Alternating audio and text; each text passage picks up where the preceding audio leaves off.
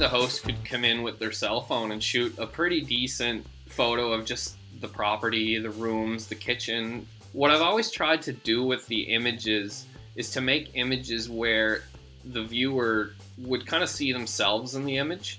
You can picture yourself there having breakfast. And maybe if you're there, you might want a fancy breakfast because you're at a fancy place. It's almost like that weird marketing psychology. Hey, photo friends. Raymond here, and welcome to the Beginner Photography Podcast, where every Tuesday I drop a brand new episode to help you capture better photos by learning from some of the world's most creative photographers.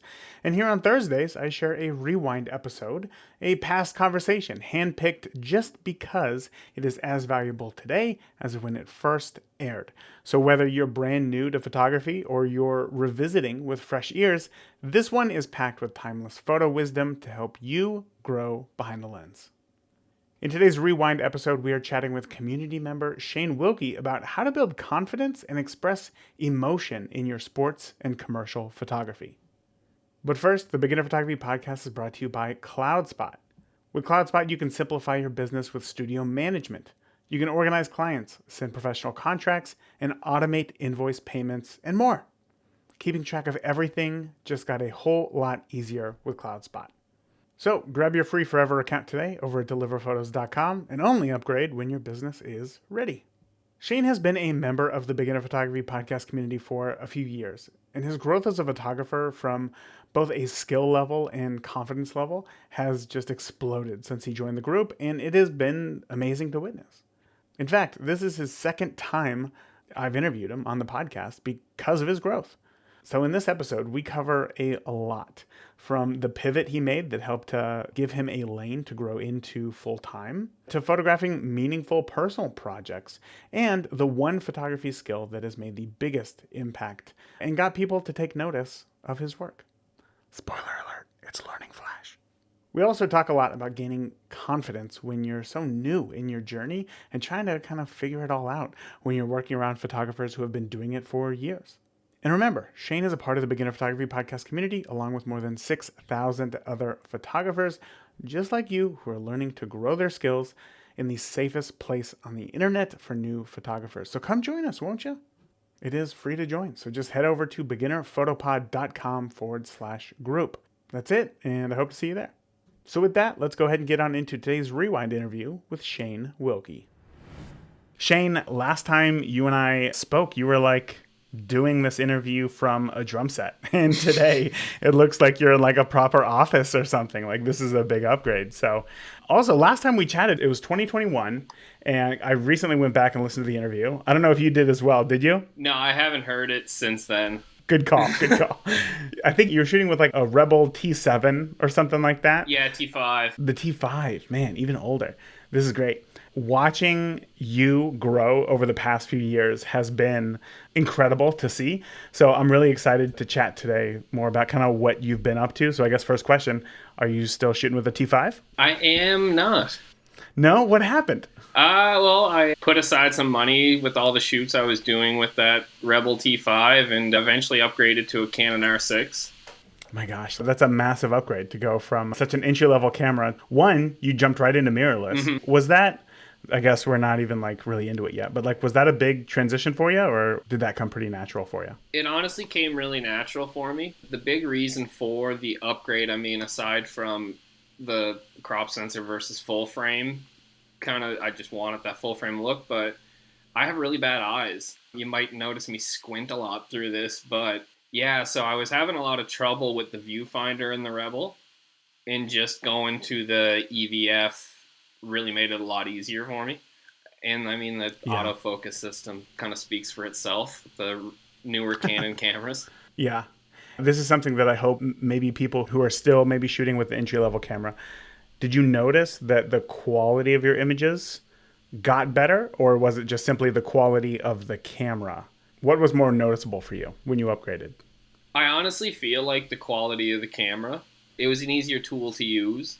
I think I had learned a lot about the camera I was using.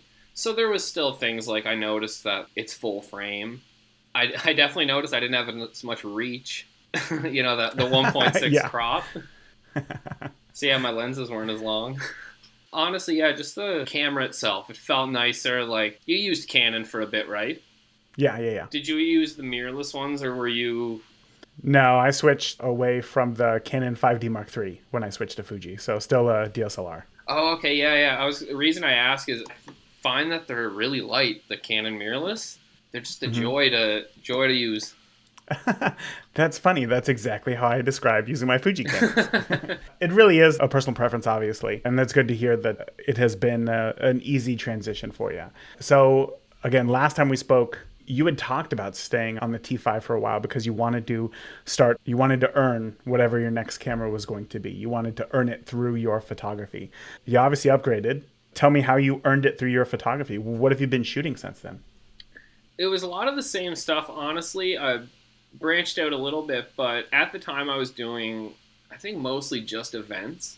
The odd little couples family shoot then. I think in the last time we spoke on the podcast, I think I was really aspiring to do some wedding photographer thing or portraits. I don't even really know where my mindset was. I don't think I knew as much about myself then and how I work as a photographer. And like, you learn your strengths and your weaknesses over time. So yeah, I guess I was doing a bit of everything then. And then get the R6, mostly events. And now I've kind of branched a little further out into photojournalism and then doing some commercial work for like Airbnbs in the area and restaurants and other local businesses. So just obviously following you for the past few years and seeing your growth, that was one of the big things that I've noticed a lot is, one, your commercial work.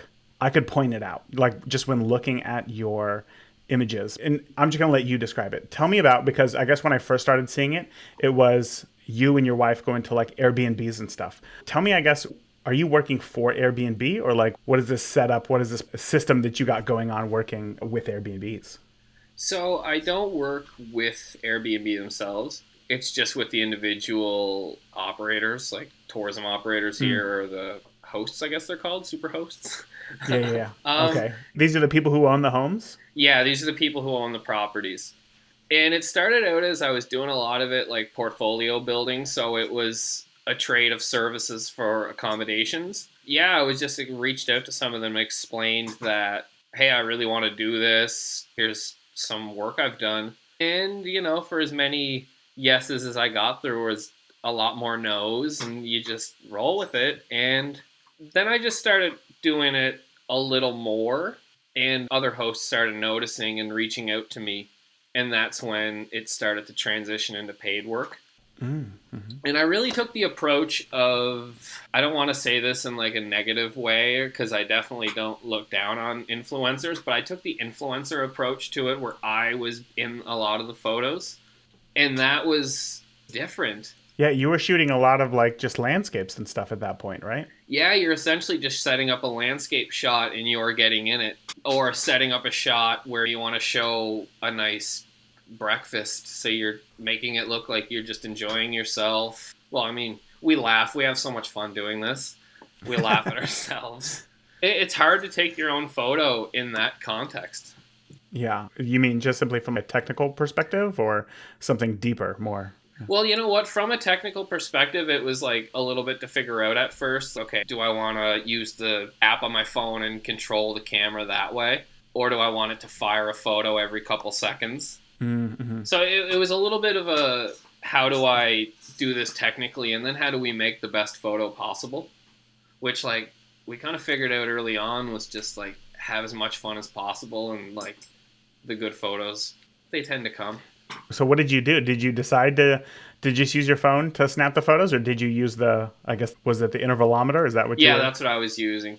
That's what ultimately worked better, because then you're not 3, 2, 1 pose. It's, we could sit, have a conversation, and kind of forget that the camera was across the room, just clicking away. Oh, wow. Yeah, that's a good idea. That's a good idea. Because I feel like it's funny, whenever I look at like commercial work, whenever I look through a magazine and I see people like laughing, and sometimes there's this tendency to like go overboard. Yeah. Maybe it's that the models feel like they have to earn their money, or the photo editor is like, we have to choose something that really says you're having a blast. Like, this is the best moment of your life. But like with your photos, I never feel that way. I look at them and they feel very natural, but there's also still this really clean, polished look to them that feels, well, professional and natural. Like it's a good blend of the two.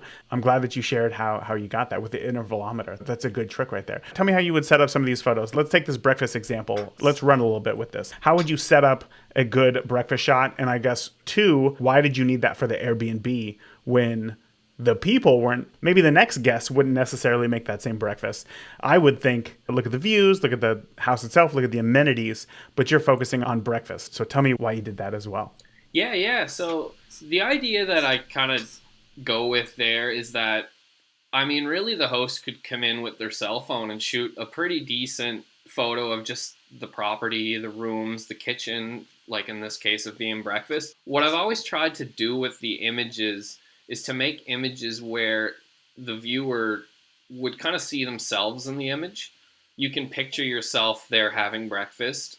And maybe if you're there, you might want a fancy breakfast because you're at a fancy place. It's almost like that weird marketing psychology, and that you always want to make it look bright and happy. And that's like kind of where you mentioned the really clean look. So yeah, just that thought of, well, you could have breakfast here and enjoy yourself like this, you know? It works. I mean, when I look at it, I think I want to have that much fun. Like this looks like a blast. This is great. But I also think about like some of your earlier photos, because again, in the last time we spoke, you told me your entrance into all of this was through video, through skateboard video. It was. Which turned into skateboard photos. And when I think of skateboarding photos, there's like this grittiness, like do whatever it takes to get the shot type feel to the images, whether it's high ISO, whether it's low light, whether it's a slow shutter speed, whatever it is. And then I guess the word polished isn't what I would necessarily use to describe the world of skateboarding images, but that's kind of where you're at now. So was that a byproduct of seeing where you wanted to go, or was this more of the style that was within you? Does that question make sense? No, you know what? It does, because it's something that like I've been really kind of seeing in my work lately, and like I've started to really accept and then take that and run with it, is that I think it was just always inside me from the years of like filming skateboarding, watching skateboard videos, just consuming that much content, because I've been really seeing lately how it's influenced how I see the world, how I shoot, and that, like, one little example, I get low no matter what, and I shoot up. I caught myself at a wedding last weekend. I just was shooting up, doing a lot of the shots, thinking like, oh, no, this isn't really what's working right now, but it's just the go-to. And the go-to is to lay down on the ground or squat on the ground, where it's like skateboarding, you always want to look up at the skater. Yeah. And whatnot. Makes them look much higher in the air, right? Exactly, yeah. And you know what, though? It's been really fun to shoot certain things like sports and even pro wrestling, to take that experience from skateboarding, and you're kind of looking at it a little bit different than maybe someone who just only looked at sports photography if they only shot soccer, hockey, baseball, etc. Yeah. Okay, let's kind of go in that direction, because as you just mentioned, you're also shooting hockey. You're also shooting pro wrestling. You got some new projects coming up. You also just mentioned that you were at a wedding. So give me like this 50,000 foot or 30,000 foot overview of what is Shane Wilkie shooting together, right? What are all the things that you're currently shooting right now? Because it's a lot. You know what? It's hard to keep track of. Commercially, like I said, I'm really like trying to narrow it into photojournalism, events, that sort of thing. But I mean, I'm still like, I do a wedding, but I don't necessarily advertise wedding photography. Sports is kind of new, but that kind of came through photojournalism. My first gig for the Canadian Press was to cover a university basketball championship. There's kind of a bit of everything going on. That makes it fun, right? Yeah, but with the projects, it's something completely different, because I knew I needed something for myself, and I like film was that. It still is. But I would just post my shots at will, whereas now I've been working towards something all year pretty much that I'm going to release in December. So between that and the commercial work, it's been really draining, but very rewarding. Like, it's kind of not like, I don't want it to sound like I dislike it. It's a labor of love for sure. Yeah, of course. I feel like there's 19 different directions that we can go in. But first, let's start where kind of you went right there, which was talking about doing some photojournalism work. How did this come about? Where was this on the timeline of you getting into shooting Airbnbs as well? Was this sometime around there? I kind of want to build like a progression of how you Right, got to where right. you are today. Yeah, so I guess if we pull back just a little bit before that to like getting the Canon R6, I got that. It was like December one year, and then that next year I barely did any paid work. More honestly, my first year I did more than my second year because I just took that year and really just focused on the photography itself, but I still was doing events. And coincidentally, it was the university here, Cape Breton University, that was consistently hiring me at events, always sports. And I wouldn't shoot the game, they would hire me to shoot everything around the game. But I started to be around like a lot of sports and like kind of, I don't want to say got known as someone who shot sports, but it kind of went that way. And then because of that, that's where the photojournalism came up. Canadian Press needed someone for a U Sports basketball championship. So I took that opportunity there, and that would have been maybe a little bit before the Airbnb stuff, kind of right around when it was just starting to be an idea. Why do you think that the university wanted you to shoot all the stuff around sports and not necessarily the action itself? So the idea there was because they have a team photographer for the various varsity teams, but it's kind of what we talked about with the Airbnb photography is that it's photography for marketing purposes where the goal for me was to get people wearing the colors of the university as well as enjoying themselves at the event. So then you're looking for moments and you're almost exclusively at that point I was exclusively looking for photos of people smiling wearing orange. And then it just like something clicked of like, okay, if the photo doesn't have someone's face smiling, telling a story, it's not really what I'm looking for.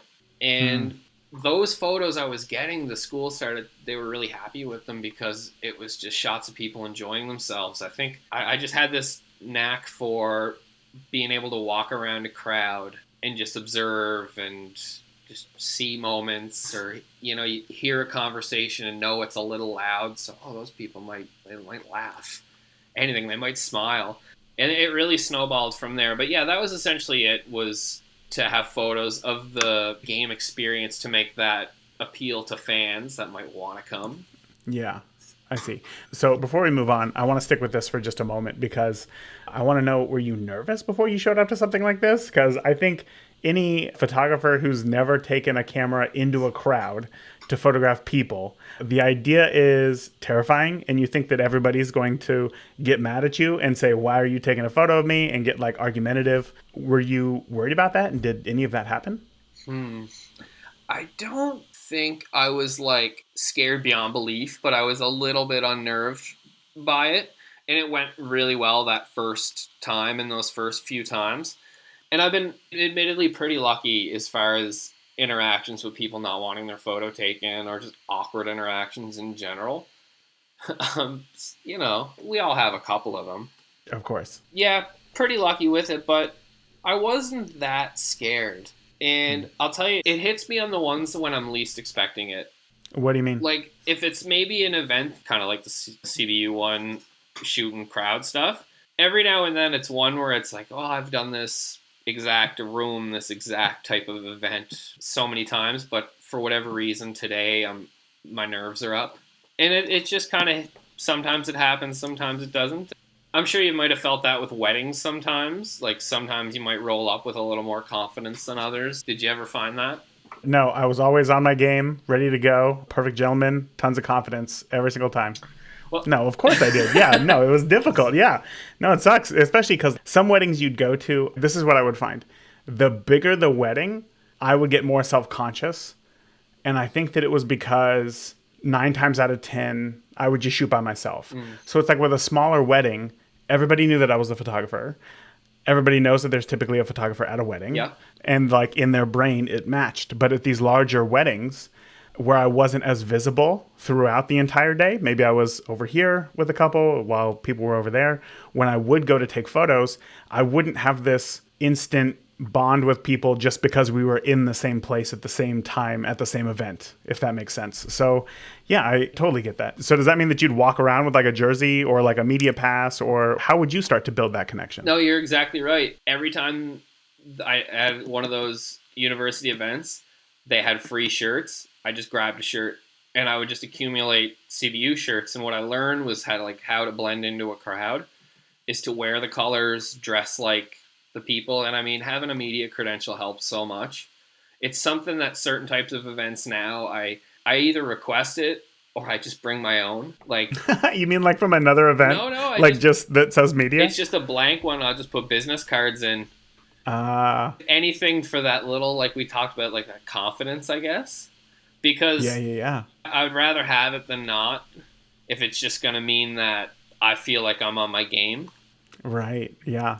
And a random creepy dude with a camera probably isn't going to have like a media pass badge with information inside. So, yeah, that is a great tip right there. I don't know if I ever would have thought about it. You know what, too, just to go off on that with the random creepy dude with a camera thing, that's a good point, because it's kind of one of those things where, like, if you're a little nervous, but you're standing back with a telephoto lens really far away, that looks creepy. But if you walk Yeah, point blank with 35 millimeter, 50 millimeter, and you get right in someone's face, they know you took that photo. You had the courage to go up and take the photo. You're probably there as the photographer, because it's an event.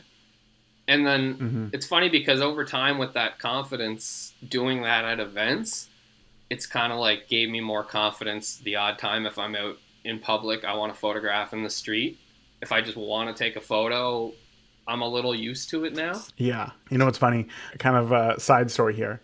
I just went up to Milwaukee to watch a Brewers-Dodgers game with Jim in the group. And we were doing like this little photo walk beforehand, right? I'm working on this project. It's nothing official yet, but it's Dodger fans at other stadiums, right? So what I'm looking for is Dodger fans with whatever the home team. So somebody wearing a Dodgers jersey, and then in this case, somebody wearing a Brewers jersey as well. And there was this couple, and they were a good-looking couple. The guy had on a Dodgers jersey, which I'm pretty sure that he just like, I don't think that he was really a fan, but he just like had all the stuff. And then his girlfriend had on all the Brewers stuff. And I was like, this is great. They're a young couple. I'm going to ask to take their photo. So I said, hey, can I take your photo? Like, you guys look great together, and obviously like the two teams. And they're like, yeah, of course. But what I forgot to mention here is that I was just taking all these photos with just my phone. So at this moment, I was just so used to like being in that mode of asking people to take their photo and then using, say, my Fuji camera, like a proper camera, that I didn't even think that it would be weird if I just pulled up my phone to take a photo of these two random people. And they looked at me almost immediately like, wait, what is going on here? And then I took the photo and I left, and I thought, wow, that was super weird. But that just speaks to your point that the more that you do it, the more you get comfortable with it. And I do think that you're onto something where like the confidence of just going up and being like, hey, this is what I'm doing. Can I take your photo? It does say something. And I don't know if you found this. Do people get less argumentative the closer you are to them taking their photo? The more obvious that you are taking their photo, do they become less weird about you taking the photo? Does that make sense? Yeah, I find if I'm closer, it goes over better. That's weird, right? Yeah, and you would think it's the opposite, but it almost depends on if they see me as I'm about to take the photo or if I just took the photo. Do they see me when the camera's coming up to the face or down from the face? That kind of will be the telltale if it's going to be, hey, you just took my photo, or yay, we just got a photo. Yay. Yeah. But you know what? Yeah. It either, in that case, it goes one of two ways. They either just look at you and smile because they want, yeah, you're going to take my photo. Or they give you that, what the heck is this person doing? Yeah. And then you probably end up deleting those photos anyway. So let's move on from there, right? So you were doing the sports, and then what came next in your progression? Because I also know we want to talk about curling a little bit. Is that kind of the next progression, or was that later on? So curling came from a bit of sports and other like commercial experience. The World Women's Curling Championships came here this March past. And Curling Canada had been looking for photographers for it, so myself and a couple other local photographers were all picked by them to come and shoot the event. Real quick, yeah. I gotta know, in Canada, is this like a big sport? Is curling like a big sport? Because in the Olympics, it always looks like a major sport. But is it like in real life? Is this like a big sport in Canada? I'll start by saying this was the first time I've attended a curling game, or you know what I mean. Okay. So, but Gotcha. I don't want to say it's not big because I don't want to like throw shade at curlers or like make No, them. no, You no. Of know, course. but I just didn't know if you and your buddies would all get together and like, hey, let's go watch curling, like maybe we do for football or baseball here in America, or even oh yeah, hockey. yeah, it's So no hockey. okay, it's no hockey. Okay, that's all that I needed to know. Yeah, not that there's no validity in it. That's not what I was getting at, but I got you. Okay, so curling, go on. I guess I had a bit of hockey experience, like shooting hockey too, like just not just doing university sports sideline stuff. I eventually got a bit of experience shooting like in-game stuff. And then yeah, like I said, because of that and the commercial experience, I was reached out to about the World Curling Championships here. And really they wanted us to shoot everything around it, kind of like I mentioned, like the action around the games, the crowd experience, for marketing purposes for future events. And This is like right up your alley. exactly, but at the end of the day too, I knew how big of an opportunity this was. And I'm going to preface this by saying I was a volunteer photographer for it. I did not get paid a dime for it. So I knew that I wanted to get as much out of it as I could, because I might not get that chance, even if it's not paid. Like the ego got put completely aside for it. It was, how can I learn? How can I be better? And so what I would do for that, once I got there and having never shot curling, is okay, get there, go a little early, stay a little late, just so you can get all the shots you need, but then watch the game closely. I mean, I kind of knew how the rules and how it worked, but mainly it was watch the other photographers. You know, the World Curling photographers, the other Curling Canada photographers, then the ones from like the wire services. Watch how they dress, how they move, where they go, how they shoot, when they shoot. And I really like all week went every single day and was paying really close attention to the other photographers and how could I do that. So then midweek I made this pitch to my contact there, like, hey, I've been here every day. This seems to be going really good. What do you think I get out on the ice for half the game later tonight for the Canada game? I'd love to get one shot. And I was like shocked. They were like, yeah, no problem. And then, so I got to go out through the rest of the event that week. I had to still fulfill my commitments of shooting around the rink. But then, yeah, I was getting out to shoot during a live TSN broadcast, which, like, Wow. yeah, that was cool. And then, like, you know, you get off the ice and then you get all the messages from, it's the photos of you from like people around the building.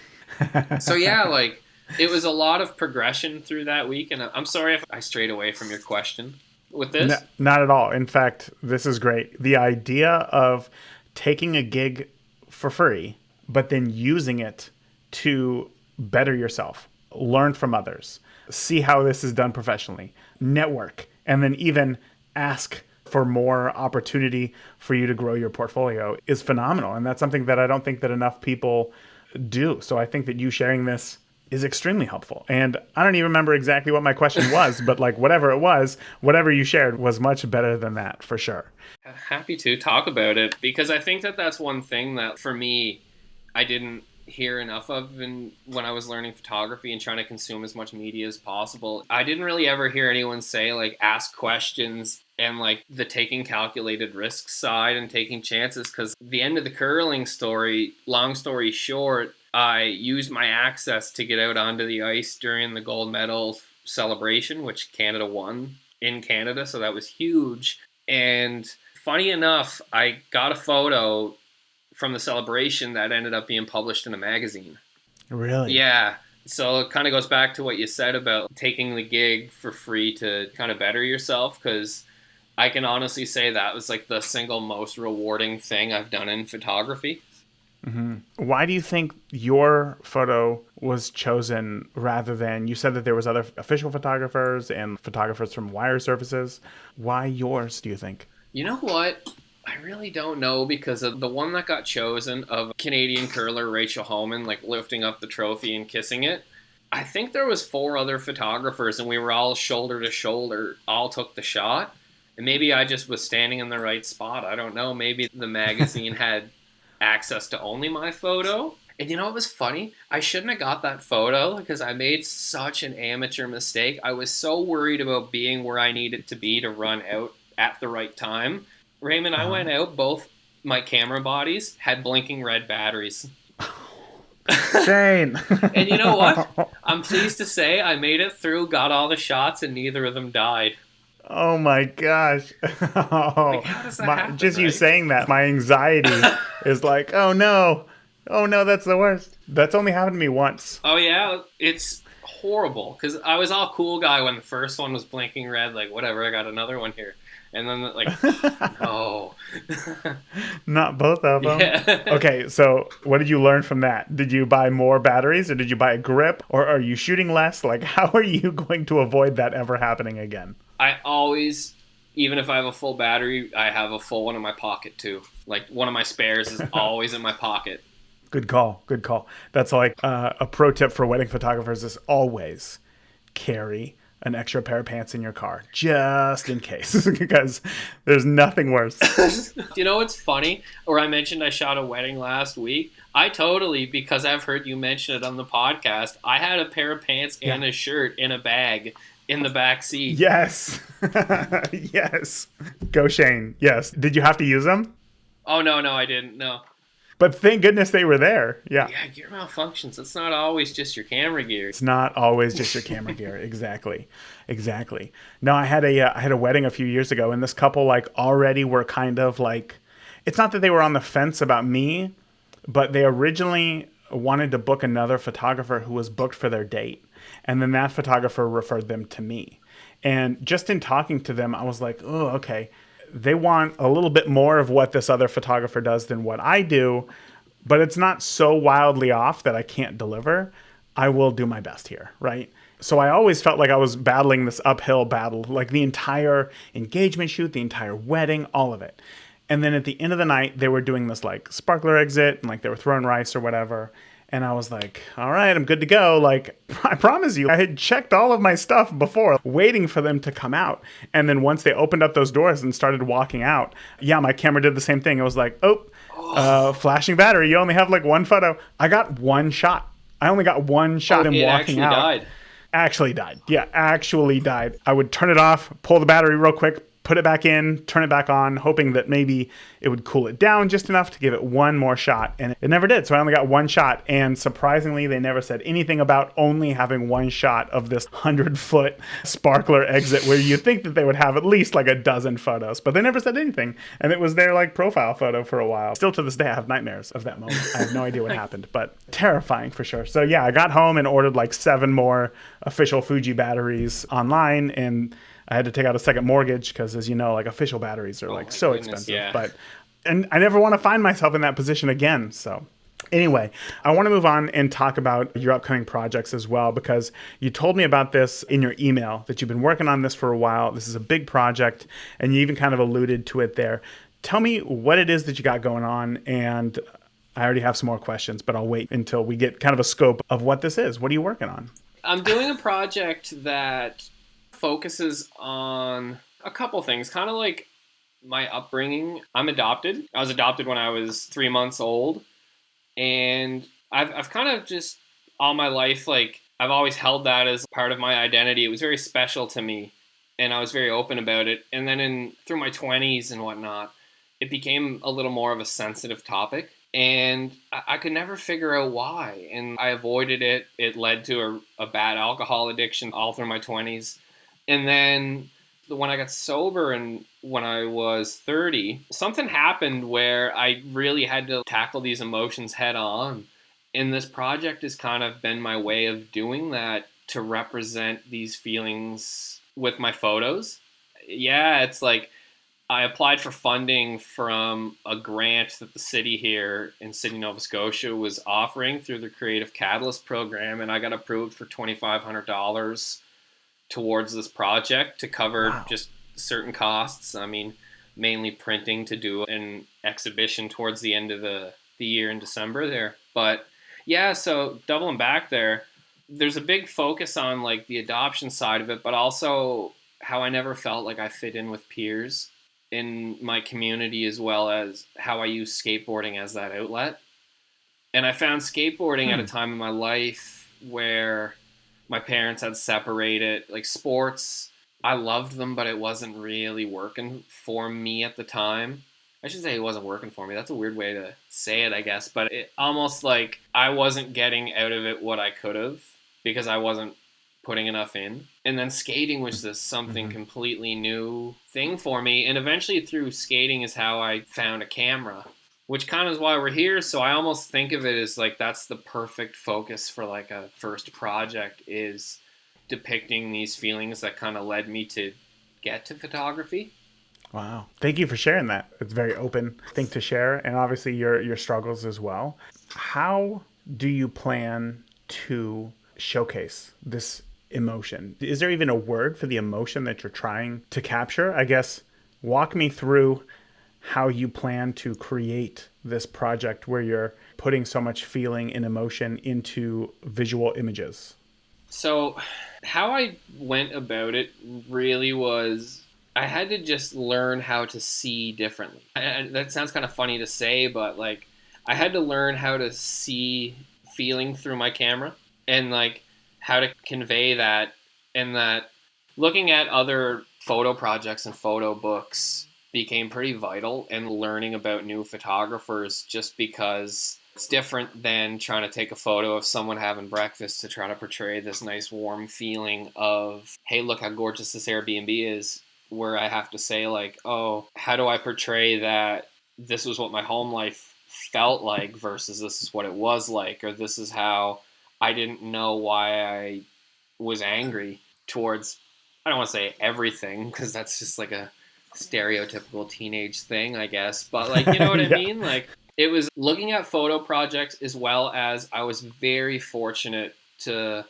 become really good pals with a local photographer who more or less has been a mentor to me, and really opened my eyes to like seeing different types of photography and showing me photographers who could be like, hey, check this guy's work out. Maybe this is kind of what you're going to be after.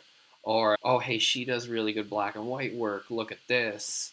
He really would kind of like question things, I would say.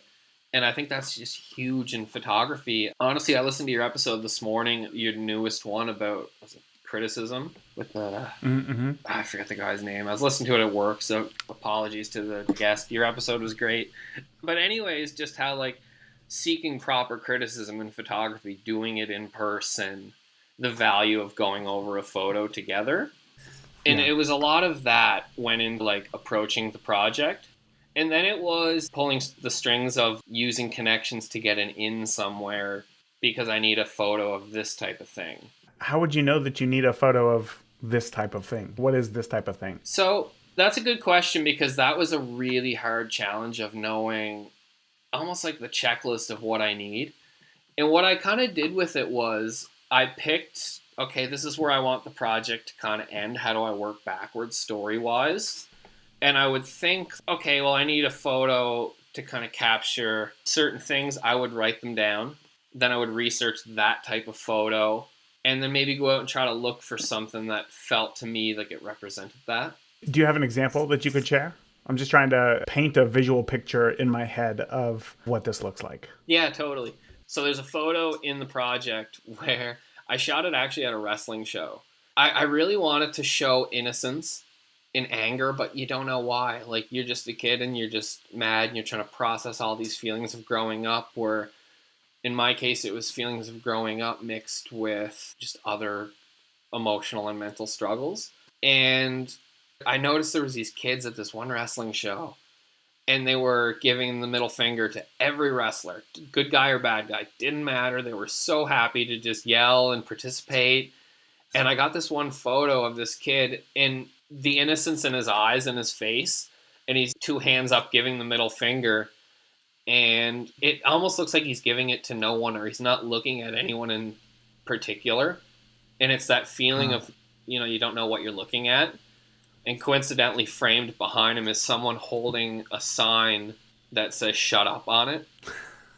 Just kind of adding to that anger and that. Yeah, right. Yeah. Before this person even showed up, they had the peace of mind to get a poster board and write "shut up." Yeah. Yeah, that perfectly fits that. So when you describing that sounds to me like you saw the scene and you thought, wow, this perfectly encapsulates something within me. Was it like that? Or did you think to yourself, I need a photo of childlike anger. Now I'm going to just look at the world through that lens? So I kind of knew I needed innocence. I needed it in positive and negative, like kids angry, kids just being kids enjoying themselves. And in that moment, when I took the photo and I saw those kids, I didn't kind of jump to that's the one I need as much as I jumped to there's something there. And it's kind of about, I felt like it was more about knowing to go with your gut and when you know there's something in front of you and to wait and be patient. So it was kind of from there just a matter of waiting for the right moment. Tell me more about what you're going to do with this photo, because this is a grant given to you. Is it by the city? Is that right? Yeah, it's by the city. So are you going to put that image, like, are you going to print that up big? Some kid, double middle fingers with a sign that says shut up behind it. Like, where's this going to go? Does that make sense? Or are you thinking to yourself, this is a personal project for me. Maybe that's not going to be one that gets printed. I guess walk me through that decision process or fill me in on what I'm missing. So do you mean where within the sequencing of the project or where the image will live afterwards, like print, online, whatever? Where's this photo going to go? Yeah. Do you know what? I'm printing them all and I'm going to have a gallery exhibition, but outside of that, I really don't know yet. So there was no stipulations by the city like your art is going to have to be put on billboards or buses or anything like that. There was nothing like that. You could do whatever you decide to do with your images. Yeah, that's correct. For the most part, as long as you're not using funding for monetary gain to create a product, essentially. So yeah, but kind of to touch on too, where it fits kind of within the sequencing is I think it's really that early on stage within the project, which kind of where I talked about earlier about working backwards. Which that's interesting is you can go out and take all these photos and think these are all just really pretty photos, but isn't it when you go put them next to each other, you think, oh, that doesn't fit, or oh, those two look good together. Mm-hmm.